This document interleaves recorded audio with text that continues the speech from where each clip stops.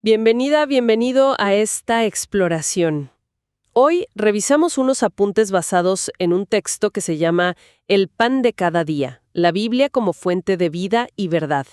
La idea es que se enfoca en por qué para muchas personas este conjunto de escritos antiguos es mucho más que historia o un código moral. Exactamente. Y nuestra idea hoy es como destilar lo esencial de estos extractos, ¿no? Ver, por ejemplo, por qué se le da esta autoridad tan singular. ¿Qué diferencia hay entre un estudio profundo, eso que llama escudriñar, y una lectura más por encima? Claro. ¿Qué tipo de poder transformador se le atribuye? Y, quizá lo más importante, ¿qué significa todo esto en la práctica? Para alguien que, quiera tomarse en serio estas ideas. Suena a un análisis bastante completo. Entonces, si te parece, entremos en materia. Según estos apuntes, ¿qué es lo primero que define esa, digamos, singularidad de la Biblia? Bueno, el material arranca fuerte, ¿eh? Plantea que la Biblia no es un libro más, la presenta como el resultado de lo que llama inspiración divina. Menciona, fíjate, más de 40 autores, a lo largo de 1500 años, 3 continentes, 3 idiomas. Uf, una diversidad enorme. Exacto. Y aún así, el texto resalta que tiene una cohesión, una unidad temática sorprendente. ¿Y esa unidad a qué se la atribuye el texto? Pues lo que se subraya aquí es la noción de que hay un autor último, digamos, detrás de los escritores humanos. El texto lo identifica como el Espíritu Santo, y de ahí, claro, deriva su concepto de autoridad. O sea, si se acepta esa premisa de inspiración divina. Exacto. Si se acepta, la conclusión lógica que presenta el material es: cuando la Biblia habla, Dios ha hablado. Y esto, pues, llevaría a la idea de que las creencias y las conductas deberían alinearse con sus enseñanzas, por encima de, no sé, modas culturales o sentimientos personales. Entiendo. La autoridad vendría de esa fuente divina, no solo de la antigüedad. Pero no se queda ahí, ¿verdad? También habla de su utilidad. Cita un pasaje, 2 Timoteo 3:16. Toda la escritura es inspirada por Dios y útil para. ¿Cómo desglosa esa utilidad del material que estamos revisando? Sí, presenta como 4 funciones clave, casi como un sistema integral para la vida espiritual, digamos. Primero, dice que es útil para enseñar, o sea, revelar lo que considera la verdad fundamental sobre Dios, sobre nosotros, sobre la salvación. Sería como la base doctrinal. Ok, la base. Segundo, para redarguir, o reprender, también se podría decir, que es señalar dónde nos hemos equivocado, confrontar el error o el pecado. Es la función como correctiva inicial. Ajá, la confrontación. Tercero, para corregir, que no es solo señalar el error, sino también mostrar cómo volver al camino correcto después de haberse desviado. Es como ofrecer la solución, la enmienda. Entiendo, no solo el diagnóstico, sino también el tratamiento. Justo. Y cuarto, para instruir en justicia, que significa entrenar activamente en cómo vivir de una manera que, según este marco, agrada a Dios. Se enfoca más en la formación práctica del carácter. Qué interesante cómo lo presenta, como un paquete completo. Doctrina, confrontación, restauración y entrenamiento. Y me llama la atención el énfasis en toda la escritura. Los apuntes como que preguntan si se acepta así. Completa incluso las partes que nos resultan incómodas o que chocan con nuestras opiniones, ¿no? Sí. Sugiere que dedicarle tiempo desde esta visión no es solo un pasatiempo intelectual, sino una forma de responder a esa autoridad que se le reconoce. Una cuestión de sumisión y amor, dice el texto. Vale. Ahora, el análisis da un giro y contrasta dos formas de acercarse a estos escritos. Habla de una lectura superficial, como ojear, frente a un enfoque más profundo que llama escudriñar. Cita a Jesús diciendo, escudriñad las Escrituras. Lo presenta como una invitación a ir más allá. Así es. La idea central que plantea es que, aunque la comprensión final se considera una obra del Espíritu Santo, la parte humana implica una disciplina activa. Hay que investigar. No es solo esperar pasivamente la iluminación, digamos. Exacto. El Espíritu trabajaría a través del esfuerzo diligente por entender. El material sugiere que la clave es abordar el texto haciéndole preguntas sistemáticas, interactuando con él. O sea, no solo leer palabras, sino investigar el significado. ¿Y propone alguna metodología concreta para eso de escudriñar? Mencionaste que habla de seguir 3 pistas. ¿En qué consiste eso? Sí, lo describe como un proceso bastante lógico, en 3 fases. Primero está la observación, que se resume en la pregunta: ¿qué dice exactamente este pasaje? Es como ser un detective en la escena del crimen, ¿no? Antes de sacar conclusiones, hay que reunir todas las pruebas. Claro, ver qué hay realmente ahí. Identificar quiénes son los personajes, cuál es el problema o el tema central, si hay promesas o mandatos claros, si se repiten palabras o ideas, notar los conectores tipo por lo tanto, pero, ¿para qué? Incluso sugiere leerlo varias veces solo para absorber bien los detalles. Es la fase de recolección de datos puros, digamos. Entendido. Primero detenerse a mirar bien qué hay sobre la mesa, sin interpretar todavía. ¿Y después? Segundo, viene la interpretación. La pregunta aquí cambia. ¿Qué significó esto originalmente para el autor y sus primeros lectores? Aquí el contexto es rey. Se habla de 3 niveles de contexto: el inmediato, los versículos justo antes y después, el histórico-cultural, entender la situación de los destinatarios originales. A veces esto requiere usar herramientas como comentarios o diccionarios bíblicos para entender esa cultura. Claro, no es lo mismo leerlo hoy que hace 2000 años. Para nada. Y el tercer nivel es el contexto bíblico general. A veces le llaman analogía de la fe. Implica usar pasajes más claros de la Biblia para iluminar otros que quizás son más oscuros, partiendo de la idea de que hay una coherencia interna en todo el libro. Se enfatiza buscar cómo el pasaje conecta con la figura central Jesús o con el tema de la gracia. Vale, observar los hechos, interpretar el significado original, y me imagino que el tercer paso es traerlo al presente. Correcto. El tercer paso es la aplicación. ¿Cómo me desafía o me guía esto a mí hoy? Si la observación pone los hechos en la cabeza y la interpretación conecta el significado con el corazón, pues la aplicación mueve las manos y los pies. Me gusta esa imagen. Implica preguntarse: ¿hay algún pecado que necesite confesar aquí? ¿Alguna promesa en la que deba confiar? ¿Un ejemplo a seguir o a evitar? ¿Un mandato claro que obedecer?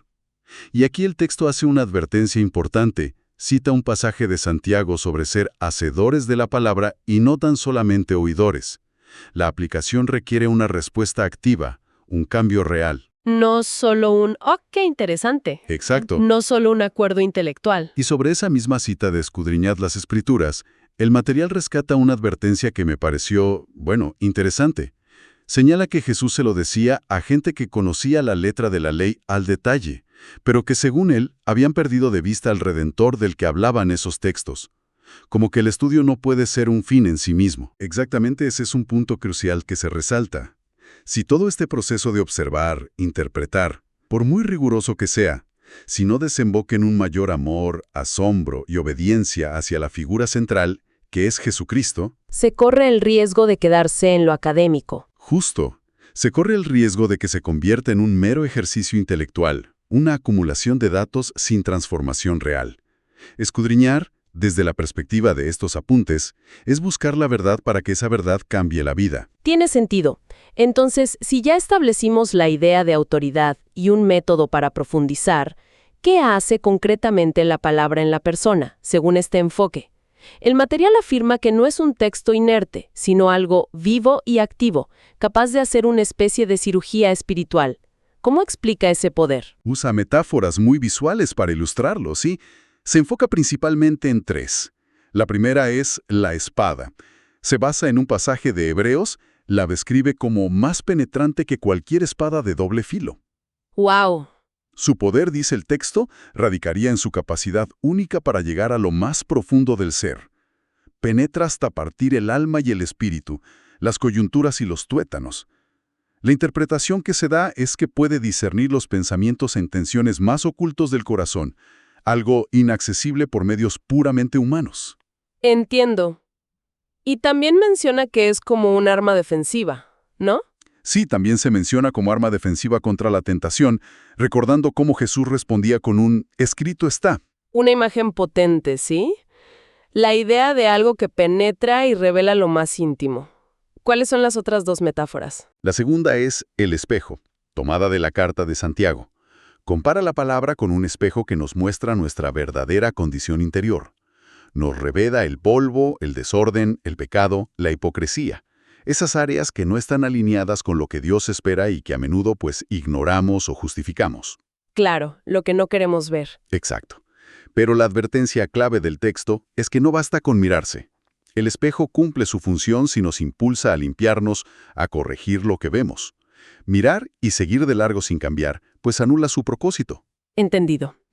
Y la tercera imagen es la de la semilla, ¿correcto? Correcto, la semilla. Inspirada en la parábola del sembrador de Mateo 13. Aquí, la palabra es la semilla, que al caer en buena tierra, interpretada como un corazón dispuesto, receptivo, tiene el poder inherente de germinar y producir vida nueva. Fe, salvación. Exacto, fe, salvación. Se apoya en Romanos 10:17 que dice que la fe viene por el oír, y el oír por la palabra de Dios. Y no solo genera vida inicial, sino que una vez arraigada, nutre un crecimiento continuo. Un proceso de maduración, de santificación, que debería manifestarse en cambios visibles en la conducta, en el carácter. Estas tres imágenes, la espada que discierne, el espejo que revela y la semilla que da vida y crecimiento, la verdad es que pintan un cuadro muy dinámico del efecto que se le atribuye a la Biblia. Y la pregunta que surge es, bueno, ¿está uno dispuesto a esa cirugía? ¿A esa revelación incómoda? ¿A dejar que la semilla crezca? Es la pregunta clave. El material advierte contra esa tendencia que a veces tenemos de buscar solo versículos que confirman lo que ya pensamos. No, en lugar de abrirnos a la corrección. Y reitera algo importante, el poder no está en el objeto físico, en el libro en sí, Claro. sino en el espíritu que, según esta creencia, lo inspiró y que actúa a través de él cuando se aborda con fe, con apertura. Cambiando un poco el enfoque, el material adopta un tono de advertencia, diría yo, al hablar del peligro de la ignorancia bíblica. Señala una paradoja. Vivimos en la era de la información, todo está a un clic, pero muchos, según el texto, se conforman con fragmentos superficiales.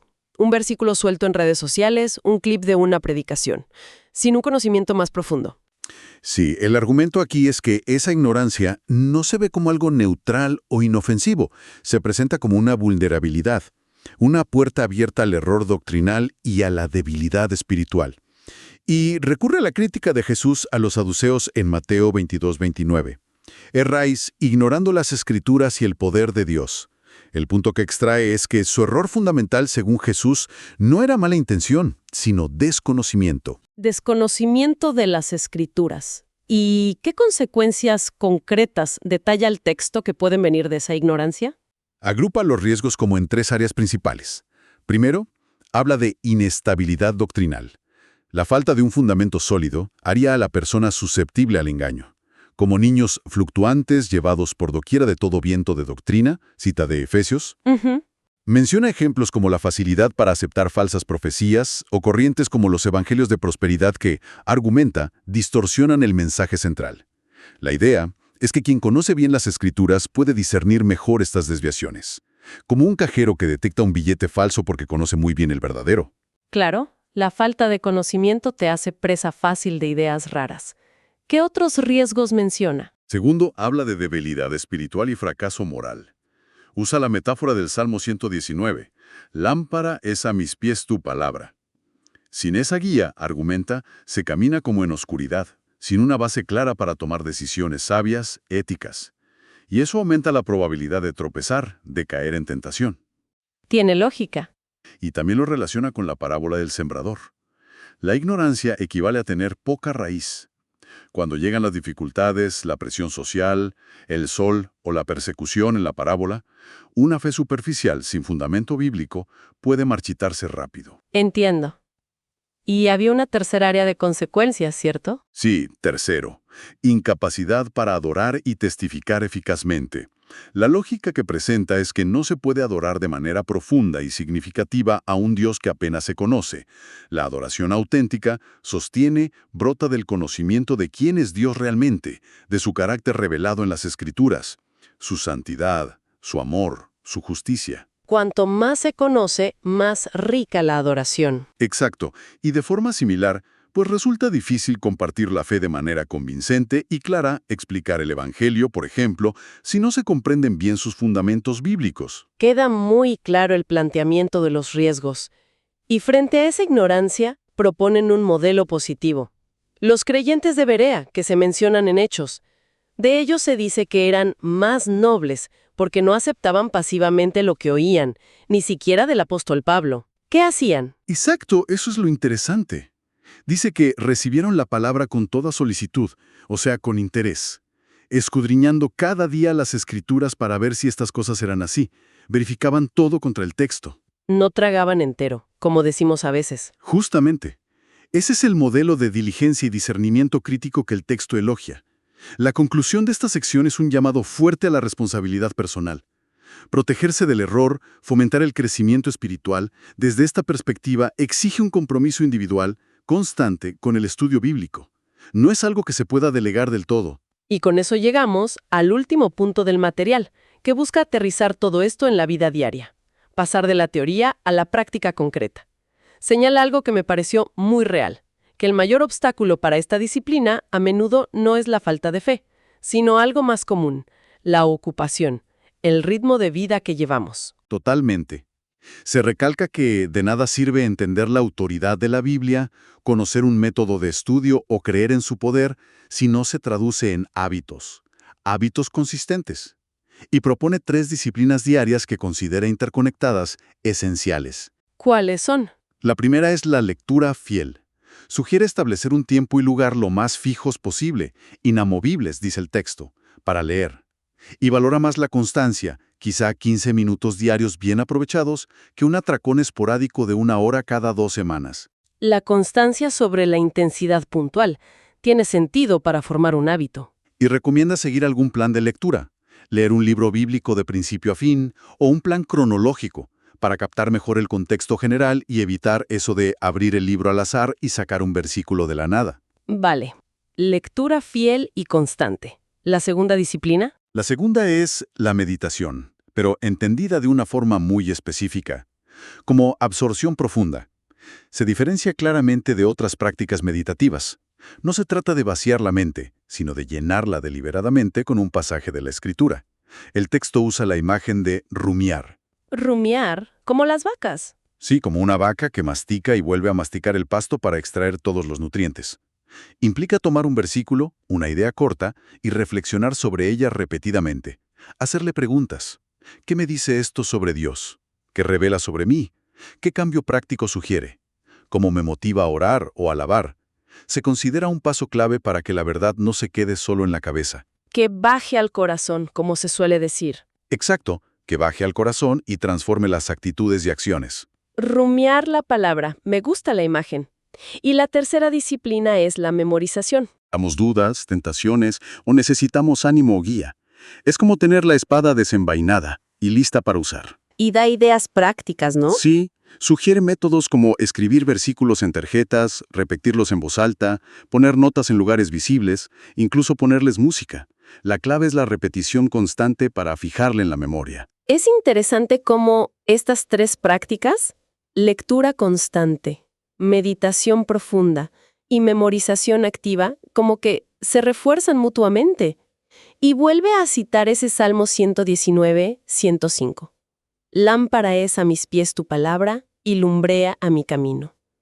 La interpretación que da el material es que la lámpara ilumina principalmente el paso inmediato, el que estamos por dar ahora. Exacto. No necesariamente revela todo el futuro lejano, sino que provee la luz necesaria para el día a día. De ahí la insistencia en la necesidad de consultarla diariamente. Claro. Esa es la idea final que transmite el material.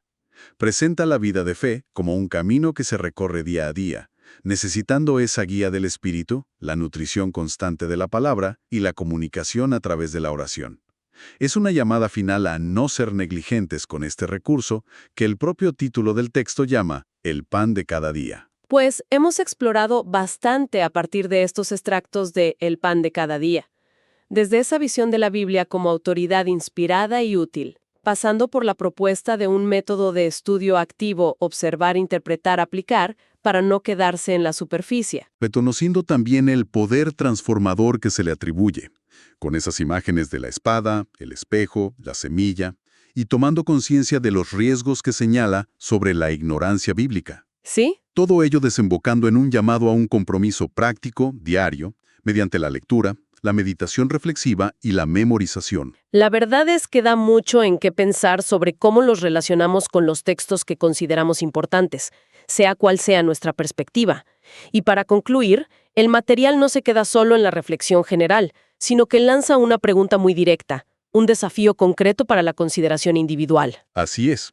La pregunta final que dejan estos apuntes es la siguiente. Define ahora mismo un tiempo inamovible de 15 minutos en tu día para leer y meditar, y elija un versículo de este estudio para memorizar esta semana. ¿Cuál es ese versículo? ¿Y a qué hora iniciarás este nuevo hábito? Una invitación muy clara a pasar de la información a la acción personal. Con esto, pues concluimos nuestro análisis de hoy.